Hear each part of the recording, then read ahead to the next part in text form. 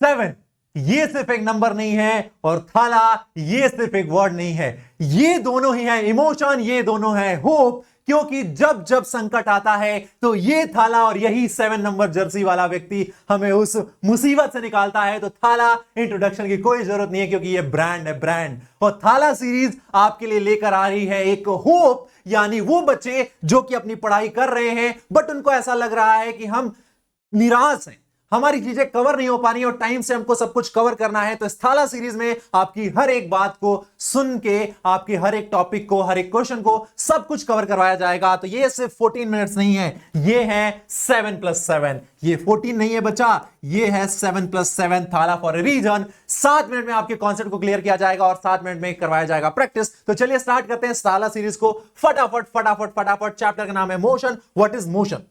कोई भी ऑब्जेक्ट जो कि टाइम के साथ अपनी पोजीशन चेंज कर रहा है, हम कहेंगे वो मोशन कर रहा है। तो देखिए, a body is said to be in motion when it changes its position with respect to its surrounding with time.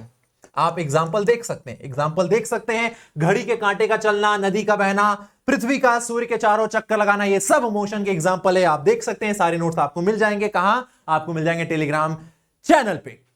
Rest का मतलब क्या है? कोई ऑब्जेक्ट जो कि टाइम के साथ अपनी पोजीशन चेंज नहीं कर रहा है, अपने सराउंडिंग के रिस्पेक्ट में, समय के साथ, तो हम कहेंगे वो ऑब्जेक्ट रेस्ट में। आप देख सकते हैं यहां पर बहुत सारे एनिमल है जो कि रेस्ट में मूव नहीं कर रहे हैं, बट मैं मूव कर रहा हूं। तो I am in motion but they are not in motion. ये बात भी समझ में आ गई हमको। मोशन एक रिलेटिव टर्म होता है, डिपेंड करता है कि आप कहां से देख रहे हैं। यानी सेम ऑब्जेक्ट सेम टाइम पर किसी के लिए रेस्ट में भी हो सकता है एंड मोशन में भी हो सकता है।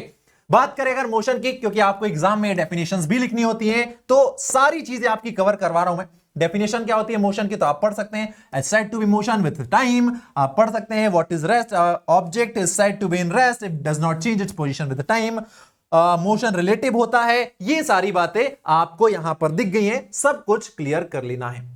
Now come to the most important point, What is uniform and non uniform motion? Uniform का मतलब होता है एक जैसा, एक समान, एक जैसा, या हम कहें सेम। यूनिफॉर्म का मतलब है सेम, यानी कोई ऑब्जेक्ट जो कि सेम स्पीड से मूव कर रहा है, उसकी स्पीड विथ टाइम चेंज नहीं हो रही है, तो हम कहेंगे वो ऑब्जेक्ट यूनिफॉर्म मोशन कर रहा है। एंड अगर कोई ऑब्जेक्ट की स्पीड नॉन यूनिफॉर्म है, मतलब सेम नहीं है, कोई ऑब्जेक्ट की स्पीड सेम नहीं है, इसका मतलब वो यूनिफॉर्म मोशन कर रहा है। ठीक है, वो यूनिफॉर्म मोशन कर रहा है। आप यहां पर डेफिनेशन देख सकते हैं, the motion in which the object cover equal distances in equal inter of time is called uniform motion. Uniform motion acceleration is 0। Non uniform motion जहां पर अनइक्वल डिस्टेंसेस कवर कर रहा है इक्वल इंटरवल ऑफ टाइम में, और यहां पर acceleration constant नहीं होता है। ठीक है, चल आगे बढ़ते हैं। डिस्टेंस एंड डिस्प्लेसमेंट क्या होता है? तो आप देख सकते हो यहां पर एक बच्ची है जो कि 2 पॉइंट्स ए एंड बी के बीच की डिस्टेंस को कवर कर रही है, डिस्प्लेसमेंट को कवर करिए। तो जब वो ये वाला पाथ फॉलो करके आएगी, ये वाला पाथ जब फॉलो करके आएगी, तो इसे हम कहेंगे डिस्टेंस, क्योंकि distance is the actual path covered by the body. तो ये एक्चुअल पाथ कवर करके आ रही है, तो इसे हम डिस्टेंस कहेंगे। And what is displacement? तो displacement is the shortest distance between initial and final point. तो ए एंड बी के बीच में जो शॉर्टेस्ट पॉसिबल डिस्टेंस है वो ये है, और इसे हम डिस्प्लेसमेंट कहेंगे। तो डिस्टेंस एंड डिस्प्लेसमेंट क्लियर हो गया सर। चलिए, स्पीड क्या होता है? तो स्पीड होता है डिस्टेंस अपॉन टाइम। स्पीड होता है डिस्टेंस अपॉन टाइम। वेलोसिटी की बात करें तो वेलोसिटी क्या होता है बच्चा? तो वेलोसिटी होता है आपका displacement upon time. Velocity is displacement divided by time. अगर हम बात करें एक्सेलरेशन की, तो एक्सेलरेशन क्या होता है? तो एक्सेलरेशन होता है change in velocity with time.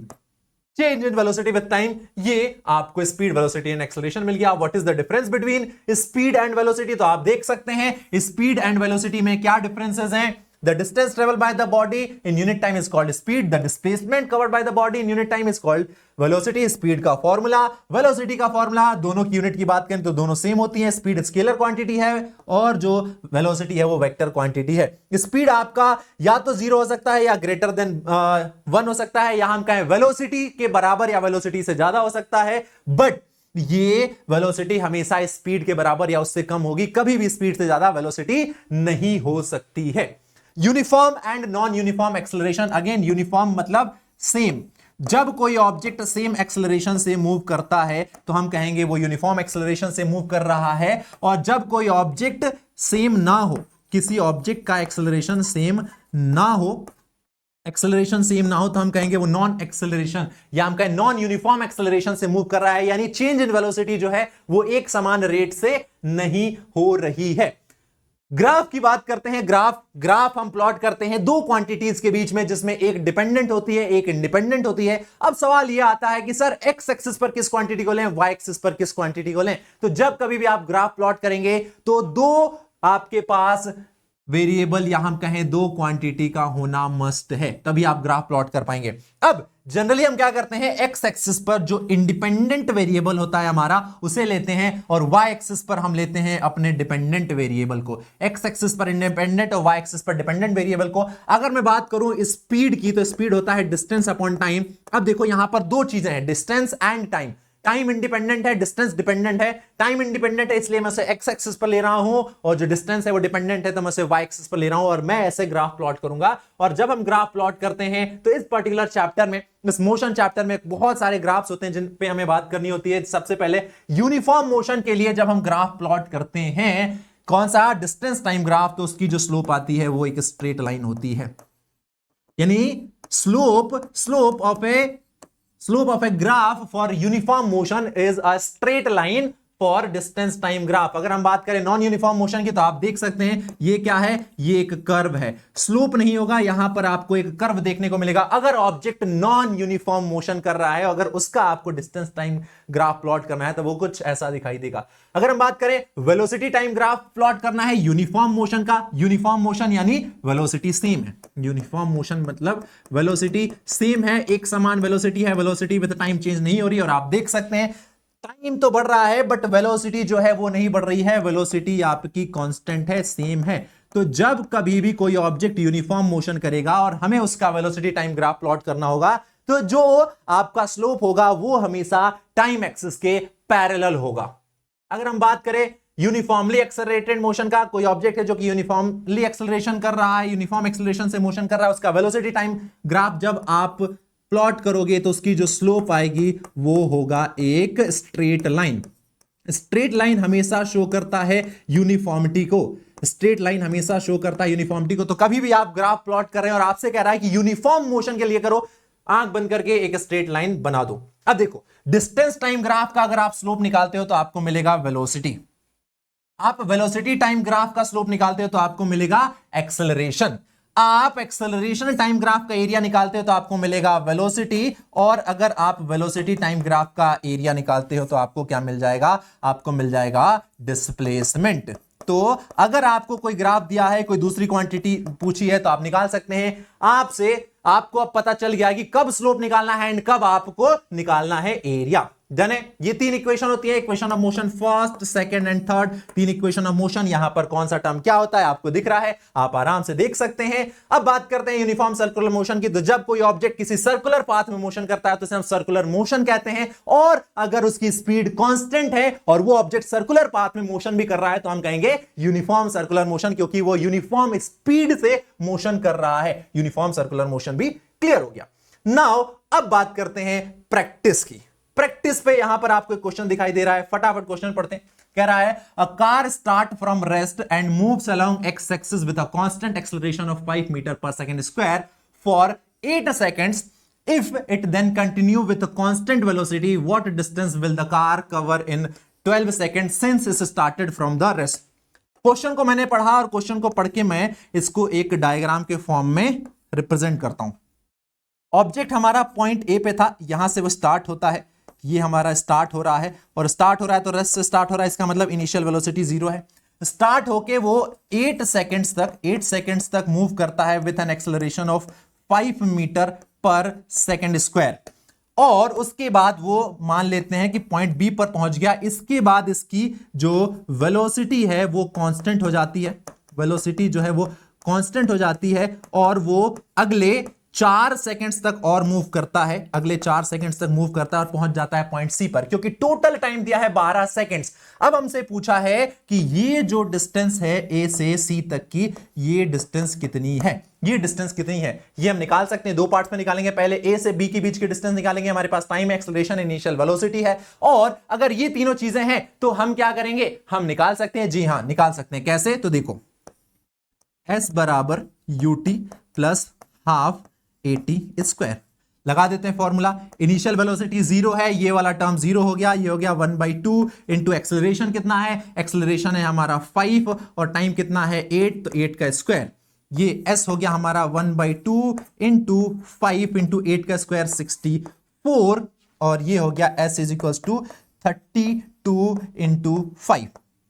32 into 5 S कितना हो गया, ये हो गया 0, ये आ गया 15 और 1 16, 160 मीटर। ये हमारी डिस्टेंस आ गई ए से बी की, ए से बी की डिस्टेंस आ गई 160 मीटर। अब देखो पॉइंट बी पर ऑब्जेक्ट की जो वेलोसिटी होगी, उसी वेलोसिटी से वो अगले 4 सेकंड तक मूव कर रहा है, बट वो वेलोसिटी हमें क्या है, हमें नहीं पता। तो हम क्या करेंगे, फर्स्ट इक्वेशन ऑफ मोशन का इस्तेमाल करेंगे, v is equal to u plus at, और हम फाइनल वेलोसिटी फाइंड कर लेंगे। यानी पॉइंट बी पर ऑब्जेक्ट की वेलोसिटी क्या होगी, इनिशियल वेलोसिटी 0 है, प्लस एक्सेलरेशन कितना था 5 मीटर पर सेकंड स्क्वायर, और 8 सेकंड बाद वो पॉइंट बी पर पहुंच रहा है। यानी जब वो पॉइंट बी पर पहुंचता है तो उसकी वेलोसिटी हो जाती है 40 मीटर पर सेकंड, और इस 40 मीटर वेलोसिटी से वो अगले 4 सेकंड तक डिस्टेंस ट्रेवल करता है। तो now we have to find कि वो कितनी डिस्टेंस ट्रेवल कर रहा है। चलिए वो हम फाइंड कर लेते हैं। हमारे पास अब इनिशियल वेलोसिटी है, हमारे पास टाइम एंड एक्सेलरेशन है। अगेन सेम फॉर्मूला लगाएंगे हम बी से सी के लिए, तो ये हो जाएगा UT plus half eighty square.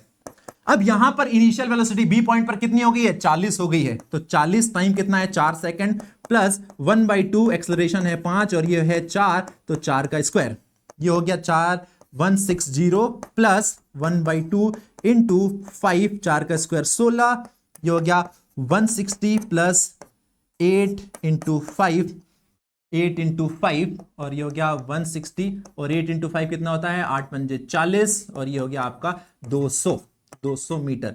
यानी B से C तक की जो डिस्टेंस है वो कितनी है, 200 मीटर है। तो टोटल डिस्टेंस ये ऑब्जेक्ट कितनी कवर कर रहा है, हो जाएगा 160 प्लस 200, जो कि हो जाएगा 360 मीटर। यानी ऑब्जेक्ट ने A से लेके C तक की डिस्टेंस ट्रेवल करने में जो टोटल डिस्टेंस कवर की है वो की है 360 मीटर। तो ये सवाल आपको आई होप क्लियर हो गया होगा। नाउ अब आपके लिए एक छोटा सा सवाल है जो कि आपको होमवर्क में करना है। क्या है सवाल, मैं आपको पढ़ देता हूं और कुछ हिंट्स दे देता हूं, और ये आप होमवर्क में करेंगे और आंसर कमेंट बॉक्स में बताएंगे।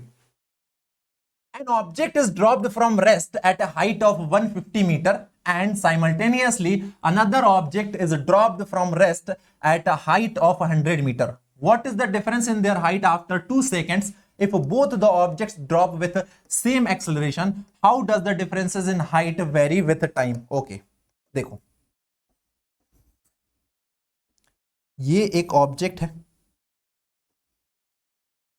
दो बिल्डिंग्स हैं। एक बिल्डिंग है हमारी 150 मीटर ऊंची और एक बिल्डिंग है हमारी कितनी 100 मीटर ऊंची। दोनों बिल्डिंग के टॉप पर ऑब्जेक्ट रखे हुए हैं, ये रहा एक ऑब्जेक्ट, ये रहा ऑब्जेक्ट। इस ऑब्जेक्ट को यहां से ड्रॉप किया जाता है, इस ऑब्जेक्ट को यहां से ड्रॉप किया जाता है। इनिशियली ये रेस्ट पे थे, यानी इनिशियल वेलोसिटी इनकी कितनी है 0 है। ये रेस्ट से ड्रॉप कर रहे हैं, इसको भी रेस्ट से ड्रॉप कर रहे हैं, दोनों सेम टाइम पर ड्रॉप किए जा रहे हैं। अब पूछ रहा है कि difference in their height after 2 second, यानी इन दोनों को t बराबर 0 पर ड्रॉप कर रहे हैं, t बराबर 0 पर ड्रॉप कर रहे हैं, और हमसे पूछा जा रहा है कि after 2 second, after 2 seconds in दोनों की हाइट्स में क्या डिफरेंस होगा। अब देखो यहां पर जो ऑब्जेक्ट है वो ड्रॉप कर रहे हैं, यानी इनिशियल वेलोसिटी 0, ये टोटली मूव कर रहा है किसके अंडर में, under the acceleration due to gravity. अब वो सारे कॉन्सेप्ट लगाओ, वो सारे फॉर्मूले लगाओ, इक्वेशन ऑफ मोशन, उन तीनों में ए की जगह जी रखो, एच की जगह एच रखो, सॉल्व करो और आंसर आ जाएगा। तो ये था भाई फर्स्ट वीडियो जिसमें आपको सारे कॉन्सेप्ट की क्लैरिटी दे दी गई है। सारा नोट्स आपको मिल जाएगा टेलीग्राम चैनल पे, जो कि इस वीडियो के डिस्क्रिप्शन में दिया है, और साथ ही साथ इस चैनल के डिस्क्रिप्शन लिंक में भी मिल जाएगा। तो जाइए फटाफट देखिए, और ऐसे ही थाला सीरीज में सारी वीडियोस आती रहेंगी जिसमें सब कुछ कवर करवा दिया जाएगा। तो again Thala for a reason, tata bye bye.